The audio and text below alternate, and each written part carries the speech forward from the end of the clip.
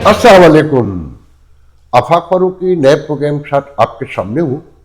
मौजू यकीनन पाकिस्तान है, मेजर मौजू जो है, जो मोस्ट इम्पॉर्टेंट है हम सबके लिए, अमेरिका में रहने के बावजूद। मगर अमेरिका से भी एक दुख की खबर है, तो मैं लाजमी शेयर करूँगा उसको। पहली खबर तो यही है कि जी सुहेल आफरीदी का धरना ख़त्म हो गया, वो कोर्ट चले गए और अलीमा खान भी जेल इंतजामिया के खिलाफ, सुप्रिटेंडेंट के खिलाफ कंटेम्प्ट ऑफ कोर्ट का केस लेकर हाई कोर्ट इस्लामाबाद चली गई है। और अलीमा खान से और सुहेल आफरीदी से चीफ जस्टिस ने मिलने से इनकार कर दिया, जो खबर शाये हुई है। मतलब नहीं मिलने दिया होगा कर्नल ने, वो कर्नल जो जेल भी चलाता है। बॉर्डर पे तो उनका काम रहा नहीं है, वहाँ तो जो हो रहा है वो सबको पता है, तो ये इंतज़ामिया ही चलाते हैं अब। मगर जो असल खबर है ना कि खान साहब से मिलने क्यों नहीं दे रहे, सब परेशान थे। तो हमारे एक दोस्त है इस्लामाबाद में, उन्होंने ये मसला हल किया है, उस पर गुफ्तगू करेंगे। फिर एक बहुत मामूली खबर है आप लोगों के लिए, क्योंकि रोज़ ये काम होता है वहाँ, मगर मेरे लिए बहुत बड़ी खबर है कि इस्लामाबाद और पिंडी के दरमियान जमीनों हाउसिंग सोसाइटी वाले फिर खरबों खरबों खा गए। ये लफ्ज इस्तेमाल हुआ है खबर में, खरबों खरबों। अच्छा, इसमें जो दिलचस्प बात है ना कि इसका शिकार मैं खुद भी हो चुका हूँ। अर्ली 2000 में 74,000 एक माथे पे जिसके गिट्टा था, जिसके अमेरिका और कनाडा में कहना चाहिए मुरीदैन भी थे, जिनका जुलूस आया करता था मेरे दफ्तर और उनके हाथ चूमे जाते थे और वो नमाज पढ़ाते थे मेरे दफ्तर में।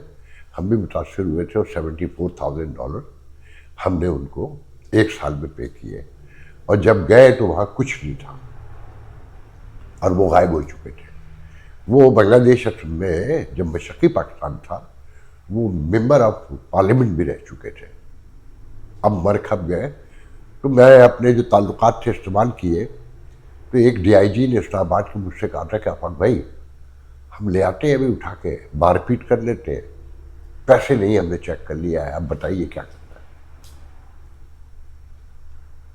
उनके बच्चे E7 में रहते थे, and people who know E7 they will understand कि व्हाट दैट मीन। जिस मुल्क में चीफ जस्टिस ऑफ पाकिस्तान, जिसके लिए बहाली अदलिया की तहरीक चलाई गई, जो नेक नाम तरीन जग तस्वुर किया जाता था,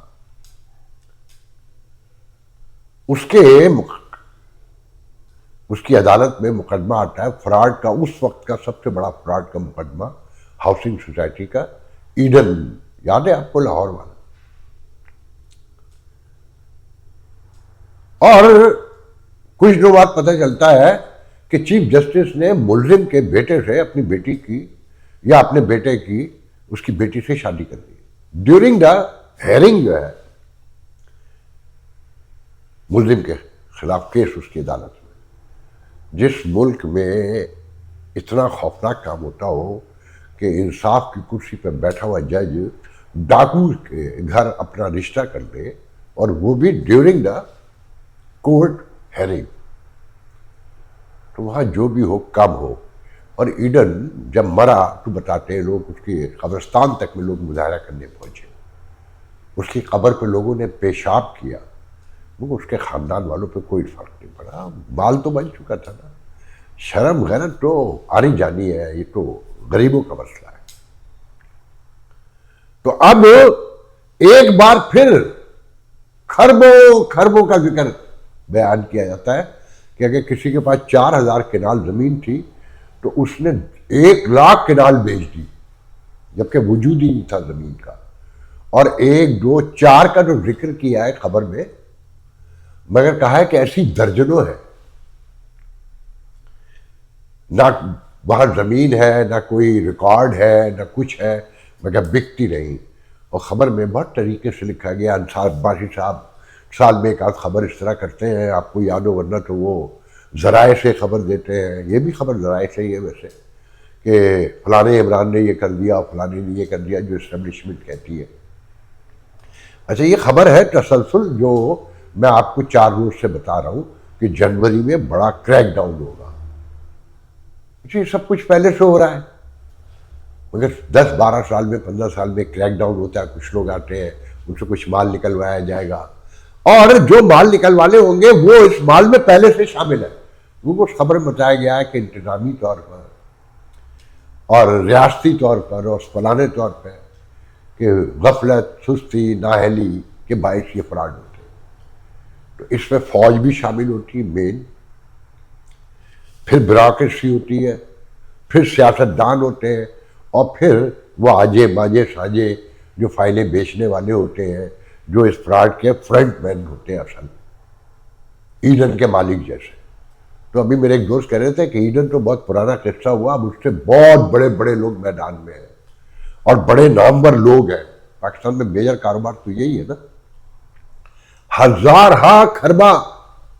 आप तसव्वुर तो करें कि लोग अपने बच्चों के रोटी काट काट के अपने जिंदगी की बुनियादी अशिया को जरूरियात को रोक रोक कर जोड़ते पैसा पैसा एक घर बना ले, और उन्हें किस तरह से लूट लिया जाता है। और कोई बोलने वाला नहीं, कोई देखने वाला नहीं, कोई पूछने वाला नहीं, और मशवरे दिए जाते हैं कि आइन पे अमल करें, कानून की पासदारी करें, और यही हरामजादे जो आपसे आइन और कानून की पासदारी का रोज भाषण देते हैं, वही आपको लूट लेते हैं और आप खामोश रहते हैं। एक इमरान खान अंदर नहीं है, आप सब अंदर है। जो इनके खिलाफ बोलेगा वो अंदर हो जाएगा, वो मार दिया जाएगा, मिसिंग पर्सन कहलाएगा, उसकी लाश किसी खड्डे से मिल जाएगी, और उसके बाजू पे खुदा होगा पाकिस्तान जिंदाबाद। ये मुल्क ऐसे ही चलेगा। मैंने जब ये रात 10-11 बजे खबर पड़ी, तो आप यकीन करें पूरी रात नींद नहीं आई। हालांकि मेरा क्या लेना देना है, मगर मेरे भी 74,000 लुट चुके हैं, और मैं उस आदमी मनूस का चेहरा मेरी आंखों में आता है तो यकीन नहीं आता कि मैंने अपना पूरा जोर लगाया कि एक उम्र की कमाई थी मेरी $74,000। अर्ली 2000 में बहुत बड़ी अमाउंट हुआ करती थी। वो एक लंबा किस्सा है कि मुझ जैसे लोग भी कैसे बेवकूफ बनते हैं। लालच, कुछ पा लेने के शौक, आपको दिखाया जाता है कि आज इतने का लेंगे तो कल ये इतने का हो जाएगा। LDA का नक्शा भी, CDA का नक्शा भी मौजूद है, और सारा कुछ मौजूद है, और सब झूठ, सब फ्रॉड। और ये सब कुछ GHQ के, प्राइम मिनिस्टर के, सुप्रीम कोर्ट के, पार्लियामेंट के साए में होता है। इस्लामाबाद पिंडी तो आपके जहन में ना, अब ये जहन में लाइए, हर दौर में ये काम किया जाता है, हर दौर में। वो रियाज मलिक कहता था ना कि मैं पहिए लगा देता हूं, इस मुल्क का सबसे बड़ा टाइकून बना। अब उससे नेगोशिएशन चल रही है 9 और 2 पर। बैरियर टाउन तो उसने सरेंडर कर दिया है इनके हक में, इनकी मर्जी के बगैर बन सकता था। इंसानी तारीख की पहली जमीन है जिसकी लीज ही नहीं है, और उसकी कीमत हाई है। रियासत ने लीज ही नहीं दी और वो बेचता रहा। उस पर अगर फाइन भी हुआ तो वो भी रियासत की जेब से पैसे चलेंगे। उससे मनी लॉन्ड्रिंग पकड़ी गई उसकी, वो तब भी उसे कुछ नहीं हुआ। तो ये मुल्क कमजोरों के, अच्छा पूरी दुनिया कमजोरों के खिलाफ है। मैं भी यहां कभी बताता हूं आपको, पूरी दुनिया आप कमजोरों के खिलाफ है, हम कमजोरों के खिलाफ है। जो अच्छा, हम कमजोर भी शायद इसलिए है कि हमें मौका नहीं लगता। मैं तो यही समझता हूं, वरना इतने गंदे समंदर में कोई कैसे पाक साफ रह सकता है? ये मुमकिन ही किस तरह है? और मुल्क में बाकी इकॉनमी का क्या हाल है, मैं आपको उस पर, हो सकता है कॉपीराइट का मुझ पे इशू आ जाए, जो अक्सर आ जाता है, मगर मैं खबर के लालच में आखिर तक जाता हूं। मैं आपको ये दिखाना चाहता हूं, ये देखें। मेरी 36 बीवी हैं, बस मुझे इतना पता है।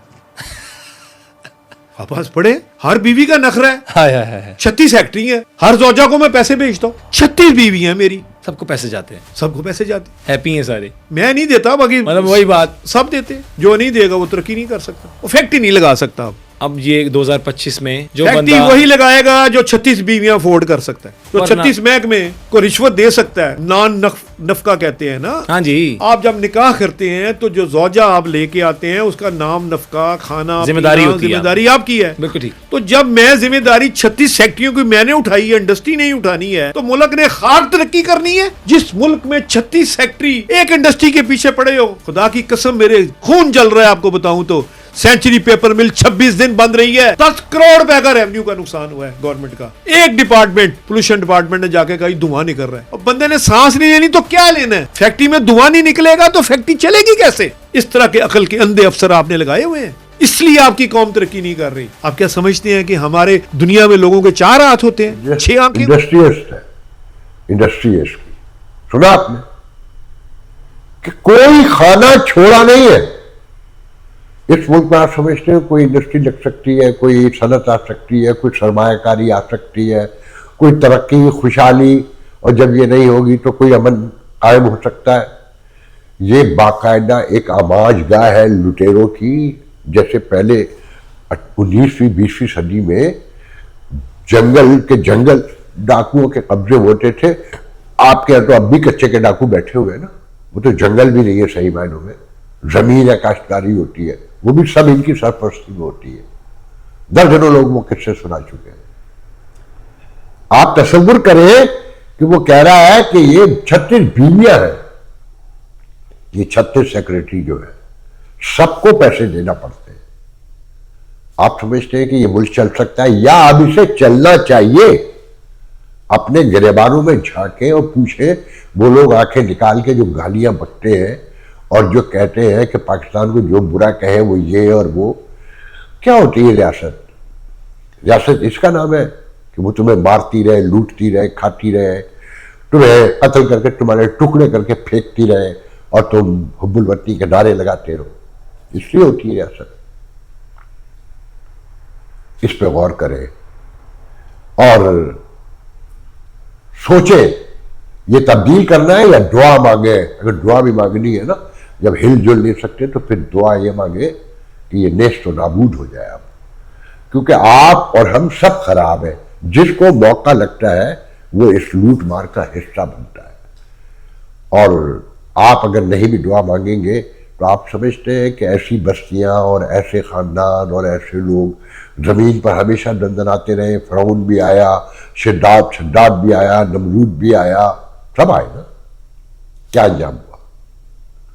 एंड तो होना होता है ना, तो डरे उस वक्त से या इसे दुरुस्त करने के लिए बाहर निकले। किसी के बदलने से जब कोई बदलता है, नया आता है, तो नई लूट मार शुरू होती है। मैं आपको वो भी बता देता हूं, गौर कर ले। ये सियासतदान, ये बड़े सरमायाकार हर दौर में नए पैदा होते हैं। जियाउल हक के दौर में पैदा हुए थे नहीं है, हुमायूं अख्तर, ये हारून, खाकान अब्बासी, ये सब उस दौर के हैं ना। यही सियासतदान है, यही सरमायाकार है और यही हुक्मरान अशराफिया है। मुशर्रफ के दौर में और नए पैदा हो गए, अब नए और पैदा हो रहे हैं। हर दौर में ये फिरौन पैदा होते हैं और यही कंटिन्यू करते हैं आपके ऊपर, और आप इनके हक में नारे लगाते हैं। जिंदगी की हर चीज इनके कंट्रोल में है और सब कुछ लूट मार से। गाली अमेरिका को, यूरोप को, अखलाकियात के भाषण देते हैं आप, मजहब बताते हैं आप। आपके मजहब ने यह सिखाया था या इंसानियत आपको यह सिखाती है? पहले तो ये ध्यान में रखें कि इंसानियत पहले आती है, मजहब बाद में आते हैं। 5000 एग्जिस्टेंस जो जमीन पर एग्जिस्ट करते हैं मज़ाहिब, वो है इस वक्त। और इंसानी तारीख में 86,000 मजहब बताए जाते हैं, 86 लाख के करीब टोटल मिलाकर। गौर से पढ़ेगा तो आपको पता चलेगा। मेरी भी जरूरत है मजहब, सबकी जरूरत है, मगर अखलाकियात, और हर मजहब ने सबसे पहले अखलाकियात पे जोर दिया है। ये नहीं कहा है कि बस मजहब करके आप लोगों को मारते रहे, लूटते रहे, खाते रहे और अपने अलम लहराते रहे, तौहीन मजहब और तौहीन रिसालत और फलाने तौहीन पे लोगों का जीना बंद करते रहे। बहरहाल अब मैं आपको वो बता दूं कि ये खेल क्या है कि खासा तुम मिलने क्यों नहीं दे रहे। देखें जी, कल 29 नवंबर है, ओथ होगा नहीं होगा, नए डिफेंस चीफ का या नोटिफिकेशन जाहिर करके कल से कंटिन्यूएशन हो जाएगा, सिर्फ उसके इंतजार में नहीं मिलने दिया जा रहा कि खान साहब से लोग मिलकर आएंगे, मैसेज लेकर आएंगे, खान साहब इस ओहदे के खिलाफ बोलेंगे, इसके बारे में मुहिम चलाने का ऐलान करेंगे, हड़तालें के लिए कहेंगे और लोग इधर उधर से निकलेंगे, गुफ्तगू होगी। तो गुफ्तगू के रोकने के लिए सबको लगा दिया उन्होंने इस तरफ कि अगर ये फारिग होते तो ये बातें कर रहे होते कि ये सब गैर कानूनी हो रहा है, 27वीं तरमीम और ये चीफ डिफेंस ओहदा, फलाना धमाका, साहिर शमशाद का बयान, वो सारी चीज़ें, मगर उन्होंने एक तरफ लगा दिया कि खान को रिहा करो, खान से मिलने दो, खान को देखने दो। मंगल को, कल संडे है, मंडे के दिन छोड़कर ट्यूसडे को मुलाकातें करवा दी जाएंगी, बात खत्म। फिर उसके बाद बोलते रहे खत्म। भाई ये इतनी सी बात थी ना, बाहर ले गए। जो मेरी इत्तला है वो अंदर ही है, आराम से है। बाकी जो तनाई का डिप्रेशन होता है वो अपनी जगह। अब आखिरी खबर डिस्कस कर लेते हैं। आपने सुना होगा, कल बताया भी था और सबको पता है कि अफगान एक शहरी ने 2 नेशनल गार्ड पर गोली चलाई। एक 20 साला नौजवान लड़की जो नेशनल गार्ड थी वो बेचारी तो अल्लाह को प्यारी हो गई। दूसरा 24 साल का नौजवान लड़का है, वो मौत और जिंदगी की जंग लड़ रहा है।